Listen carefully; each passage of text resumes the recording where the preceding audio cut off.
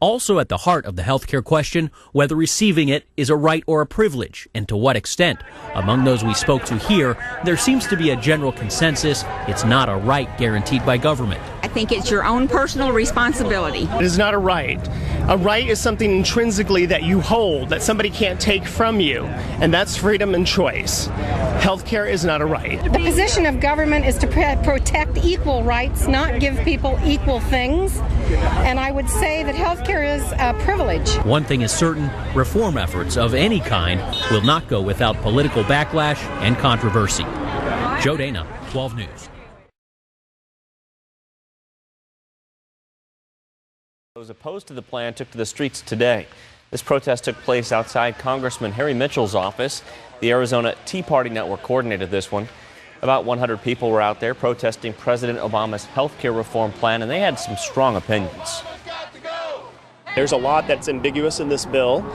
If you read the first two sentences of the bill, it says to provide affordable, needs to be made available. And at the very end of it, it says, and for other purposes.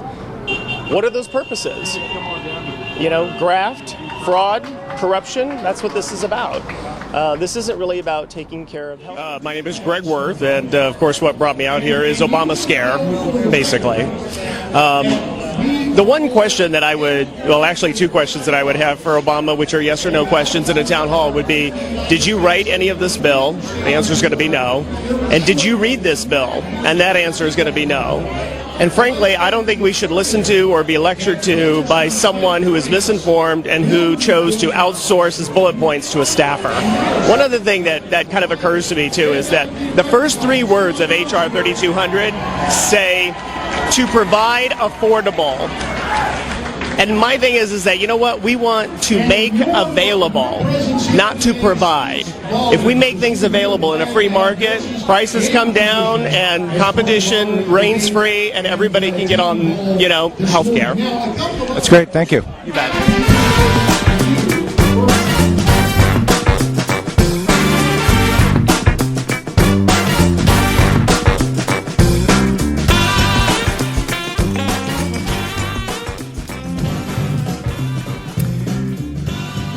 Good morning and welcome to another episode of Iconic Freedom, The Formula. We are setting a standard for accountability and responsibility, the ownership of your choices, and the ability to respond to those choices while doing no harm to others. Let each care for self and all will be cared for.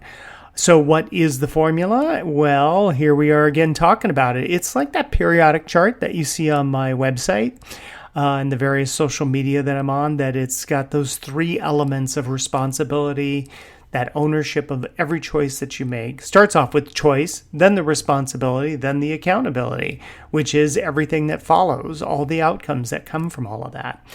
And when you put those elements together, and you are exercising them freely in your life, over your lifetime, you will find that what seems like magic almost in life will occur. It's a beautiful thing. It's a beautiful thing. And when you don't, well, then you experience that as well. And what's really interesting is the more you do it, the more you actually experience it, not only for yourself, it gets better and better, but then what's really interesting is you start to notice the people that do not. And that is always fascinating. Okay, so that clip that you saw there at the beginning, wow, years ago, I was involved in the Obamacare shenanigans when all of the rallies were going along here in Scottsdale, Arizona. And I went to quite a few of them. And remarkably, I think it was because of the doctor smock that I wore, that, you know, they always wanted to talk to me at these rallies. Which was funny. I'd always tell them, you know, I'm not really a doctor, you know, but they were like, that's okay, you know, and then they would interview me.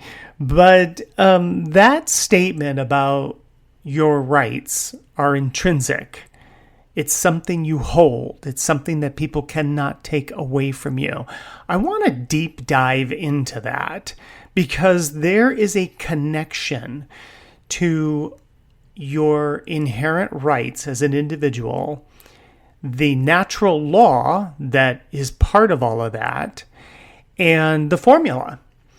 And what's kind of interesting is like, okay, so I think about this is that, what gives you the right to speak or to make a choice or to live freely?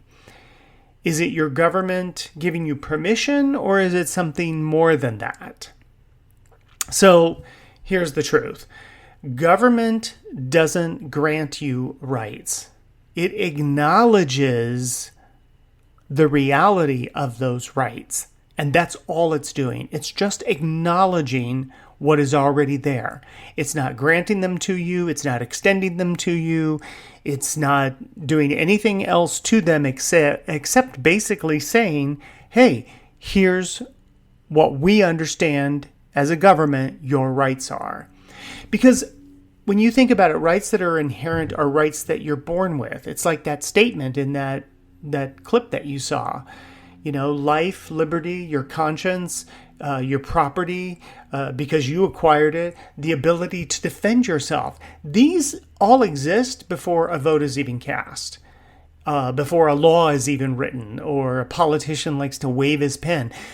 What's really fascinating about this is that I have said before on this podcast and to people in person that no law ever stopped a man from doing that which he was hell-bent on doing, right? Well, because what reason? Because you can write anything down doesn't mean anything. A person still has freedom of choice. And it's not to say that their freedom of choice does not harm at times, because at times it does. And that's where we come into the acknowledging of the government acknowledges that you have the ability, the inherent right to defend yourself, if that's what you need to do, and defend your property and defend your family. Some interesting information that I did a little research on during the week of John Locke. And you can look up his stuff. Amazing. There's a couple of people I'm going to talk about today. I mean, just amazing stuff. It's like Christmas every time I get a chance to read their stuff.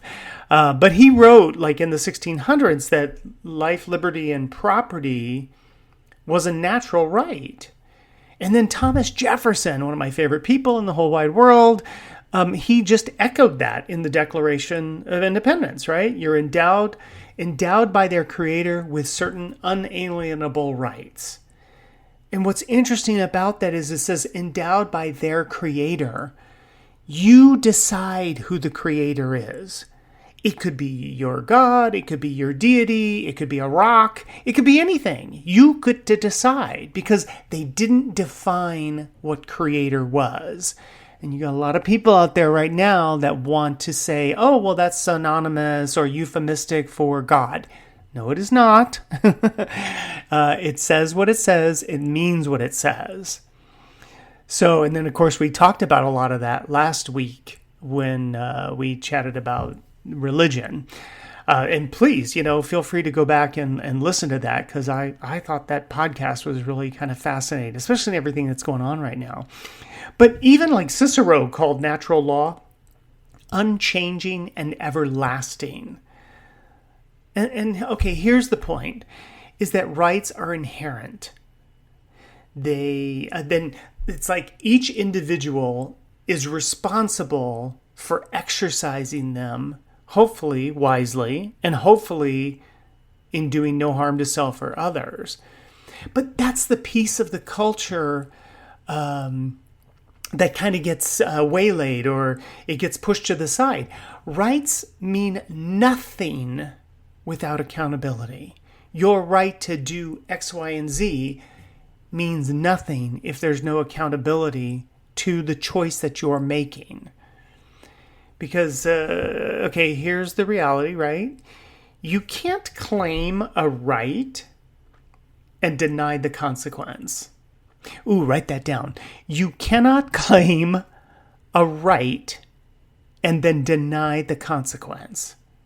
You can't demand to have liberty and discard your responsibility.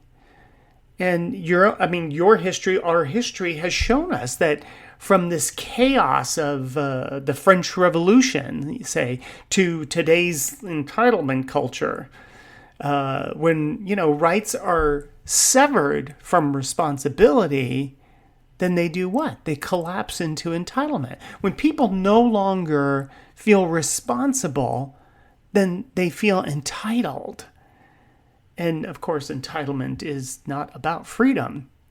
Okay, so let's kind of dig into what natural law actually is, and why inherent rights matter, and how responsibility is the only thing really that makes liberty real. So we'll talk about freedom versus entitlement. So here's where the line gets blurred in our culture today. People confuse freedom with entitlement. Freedom is rooted in natural law. It recognizes that you are accountable for your choices and the outcomes that follow. So natural law is that which is observable. We've talked about void of your emotions and all that shenanigans. It's what you can observe. It's like a scientific experiment. It's like observing something without any emotion to it, right? If you were to say 2 + 2 is 4, how would you know that? 2 cups right here and 2 cups right here, we have come to understand is 4. You can look at that and you see that mathematical equation. Do you have an emotion about it? I mean, if you do, then I might say you need to seek some professional help. And if you don't, but you realize what it is, then you're engaging in the observation of natural law. It is what it is. I hate that phrase, but it's true. It is what it is. Now, what does entitlement say? Entitlement says, well, I want all the bennies, I want the benefits, but I reject the responsibility and the accountability. And I'm going to tell you that mindset is poison. It's a disease. It's just going to rot away within you. So think about it. Freedom of speech means you can speak your mind, but natural law says that cause and effect are always in play. You own the fallout of your words. Look, that came out of your mouth. That's responsibility. Now, I'm not saying that because you say to do X, Y, and Z, people should do X, Y, and Z. No. I'm just saying if that comes out of your mouth, then you have a responsibility and an accountability for what came out of your mouth, whatever it is. I'm not judging it. I'm just saying if you said it, you own it. You made it, you eat it. That's how this goes. So it's the same with self-defense. You have the inherent right to protect yourself, but you're also accountable for how and when you use it. People that conceal carry or they open carry, these are people that are not looking for someone to save them. The people that don't, that's fine. That's another choice. You have the inherent right to do that as well or not do it. But keep in mind that no one is obligated to save you because that's your job. You're in a situation that you've placed yourself, accountability for your choice. You have to be willing and able to manage whatever the outcome is. So, we've talked about now your freedom of speech and self-defense. But something to talk about is entitlement that twists that equation, right? It demands protection from consequences. When people start feeling entitled, then they start thinking that, no, you have to fix this. You have to fix me. You have to save me. I should be free to say whatever I want and no one should ever, push back or respond to me negatively. Or I have a right to choose, but I don't want to own the outcome of that choice. No. That is not how it works. That's not freedom. You might say it's denial, that you are denying what is reality. And when your denial replaces responsibility, chaos, disharmony is what's going to fill that gap. history, listen, has proved it, that the American Revolution was built on responsibility that was married to the idea of freedom. The French Revolution, liberty divorced from accountability. It said, no, we don't want to do that. And unfortunately, it collapsed into bloodshed, right? So, but what came out of it is this nation that is the progeny of all the nations before it. And that's what's so remarkable about it, is all these other nations continue to flounder because they cannot get this piece correct. And they cannot acknowledge what is inherent and natural within our existence. Freedom without responsibility will always rot and decay into entitlement. And entitlement, to me, is the fast lane to tyranny, because sooner or later someone has to step in and manage the mess, and then they don't like it. I'm sorry, but you see it going on right now. Someone had to step in and say no more, and that's a lot of what you see happening right now. That's why you see people that are vehemently opposed to it, and the reason why they are is because they don't like the fact that somebody took their lollipop and said, no more, you've had enough sugar. We're going to end this. Okay, so natural law is this, what I call this unbreakable principle. It isn't complicated. And it's not a theory because it's reality. And it's not a belief system because it's reality. Gravity doesn't ask for your opinion. If you step off the roof, you fall. Fire doesn't care about your feelings. And if you put your hand in a flame or you touch a stove, you burn. Because that's how it works. Choices work the same way. Actions produce consequences. Always. Is there ever a time that an action does not create a consequence? The answer is no. It always does.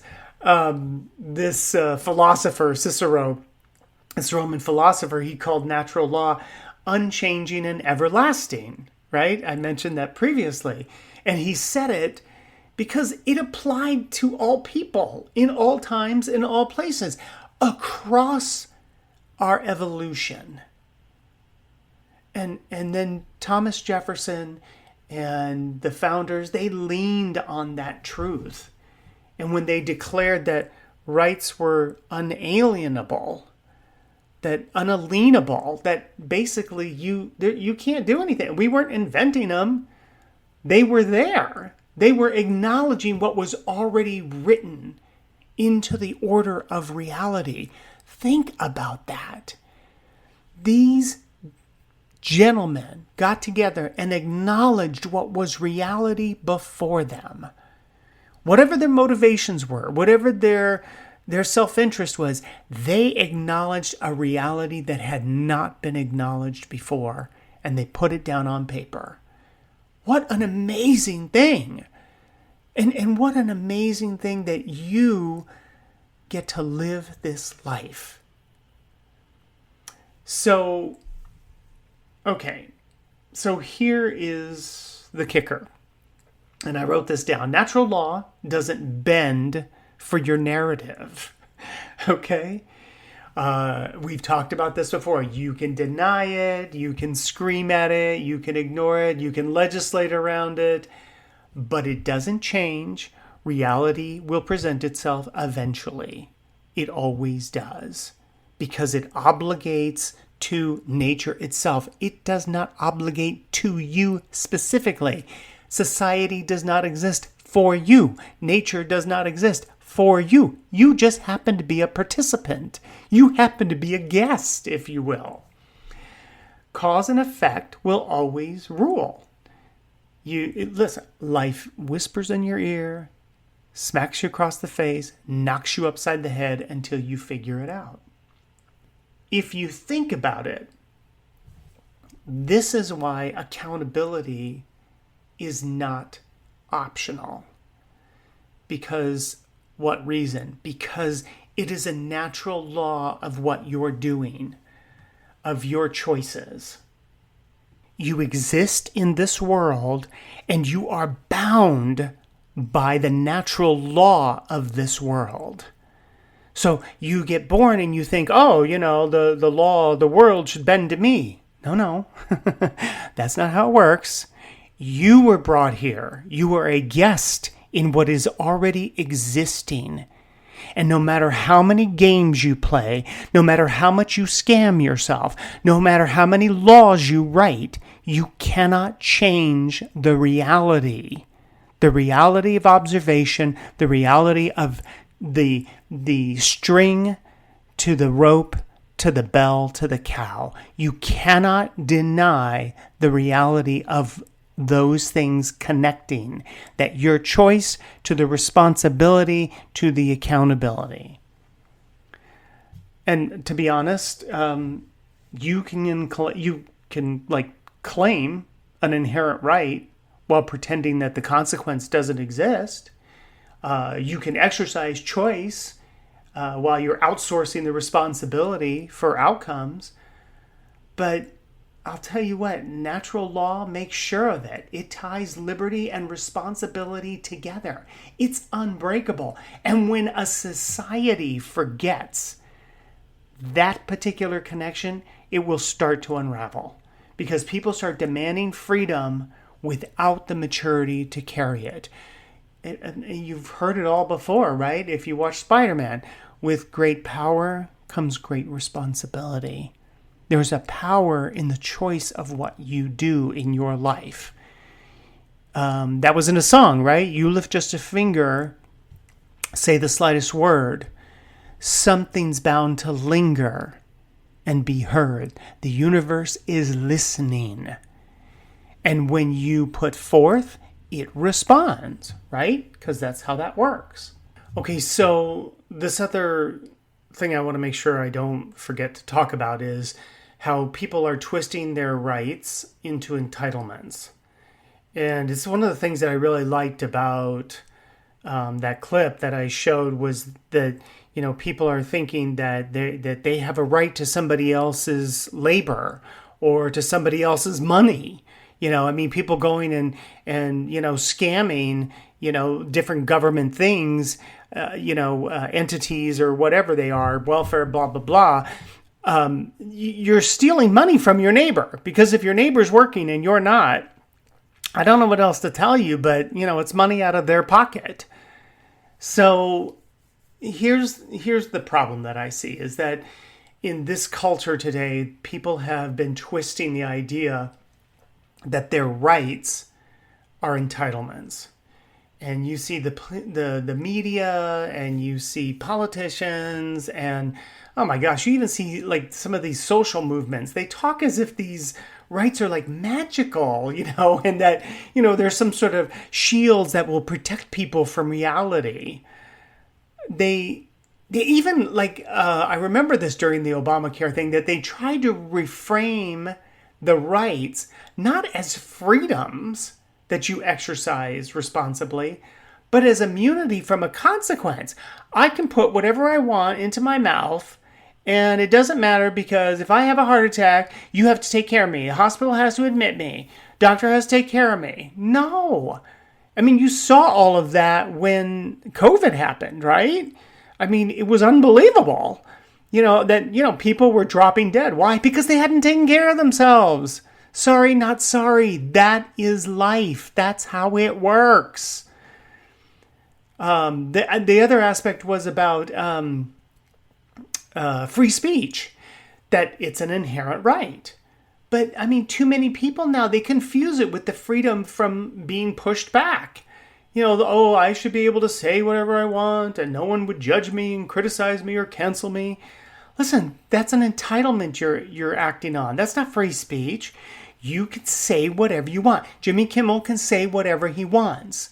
But he is not immune from the consequence. Whatever that is, that they decide to fire him, people don't want to watch him. Listen, as a civil society, we say we do not want to place somebody's life in danger because of what they say.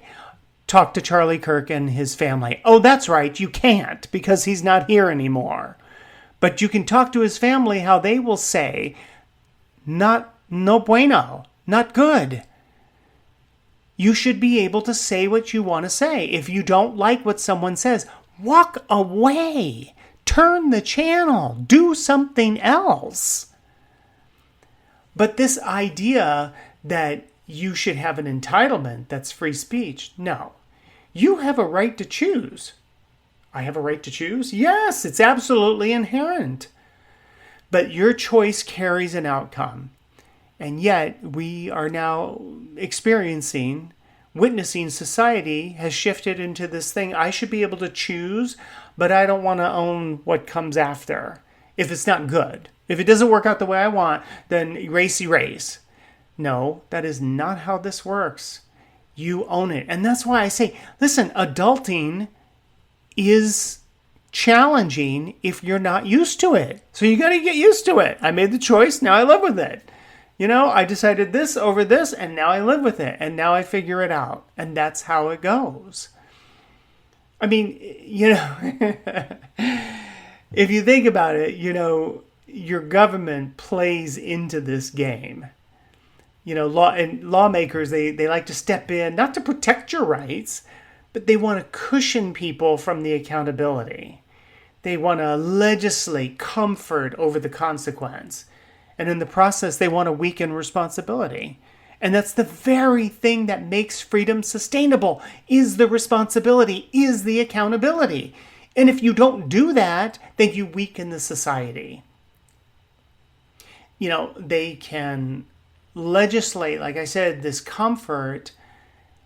But the irony, I think, is that when they try to protect people from accountability, the less freedom they actually have. Because when you outsource your responsibility, freedom gets outsourced with it as well. Because they say, okay, well, in order to have this, you got to do this. You want my money? This is what you're going to do. You go to a bank. You want to borrow our money? These are the conditions. You want to drive a car? These are the conditions. You want this job? These are the conditions. That's how it works, right? Government doesn't grant rights. It only acknowledges them. And if people forget that rights require personal accountability, responsibility, then government will gladly step in to manage the mess. And once that happens, you are no longer free. You are now managed by the government. Look, I know this podcast is going a little long, but I think this is so important. I think this is an important piece of connecting your rights. You born into this life, being responsible, being accountable, do no harm, make your choices. And then don't expect people to save you, because that's not their job. So Jefferson wrote, instituted to secure these rights. Not to create them, not to manage them, not to do anything else, but to secure them. And here's the part that people will miss, is if rights are inherent, then they're yours to carry. That means you own the responsibility for how you exercise them. No government, no law, no movement can take that off your shoulders. It's like I said in that clip. They're intrinsic. You own them. No one can take them from you. You can be in a cave, in a cell. You still have those rights. They may have locked you up, but you have a conscience. You have a conscious mind to be able to make decision. Freedom isn't free because it requires accountability. Yes, you're free to do what you want, but you're not free from the outcome. Responsibility is the cost of liberty. You have to be responsible in your choices. You have to own them. And if a culture forgets that, it trades freedom for entitlement, and entitlement for control. So the question is, will you exercise your inherent rights wisely, or will you demand freedom while outsourcing will you demand freedom while you're outsourcing the responsibility that makes it real? Because in the end, liberty and accountability are inseparable. One cannot live without the other. Okay, so we are at the end of another episode. Hey, hit that like button if you would. Share it with your family and friends. You never know how it might support them in their endeavor. I hope you will come back and revisit this podcast. Go through life, integrate it as you can, come back and listen to it again. I have found over the years that I will hear something and then, months, weeks, years later, I will hear it again and it'll have a complete new meaning for me. And it'll go even deeper in the understanding of this life that we get to live. All the fun links are below, and if you're inclined, feel free to subscribe on Buzzsprout. I am on Truth and X and TikTok and Facebook and Instagram. And until next time, stay sharp, stay sovereign, stay free, and always remember, let each care for self, and all will be cared for. Make it a great week.